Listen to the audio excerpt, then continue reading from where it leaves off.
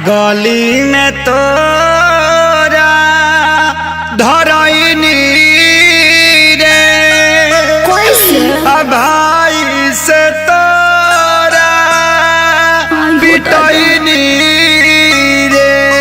अरे का करे आइल रह हड्डी मसली सब देला से दूर अरे मरले साले का संस भरा अरे मरले साले का संस भरा अरे मरले साले का संस भरा।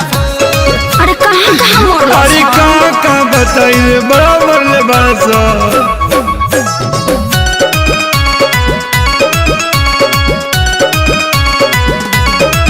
मुँह खोला होट बलेटवा खिया दी अब नया राजा हरदी पिया दी। 45 मरद नहीं झरला पनू न गारा बात मीठा मीठा जानी कारा। ओहो ऐसन कहे सोचता रह तनिको न कोइला हस विचार कुर्ता पायट कुल्ही देला सफार लहै हरदी गुड़ पीला तका कर मिले हम आईनी रे प्यार में गलती भारी कईनी रे। चुप रहो सब ठीक हो जाई।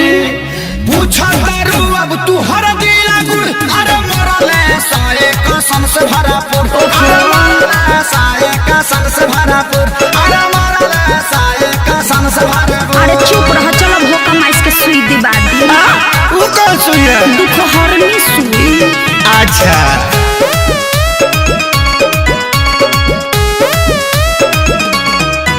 मरल सन जैसे मारे कसाई पापी हो बड़ी बड़े सभाई जनता रे खेसारी सभन के सब खेला है बचन के माने के नहीं मोहब्बत में हार ठीक नहीं कोइला सभाई हमार। अरे हेंगा कोई मारेला अरे इज्जत अपन हम लुटैनी रे आ सोनू के बात में पड़क गईनी रे। रहे के बायब तो तोरा से दूर अरे मरले साए कसम से भरा। अच्छा चुप रह। मरले साए कसम से भरा अरे मरले साए कसम से भरा। अरे बाप रे बाप दर्द होता। अरे लावा अमर लाता के पाता साट दी।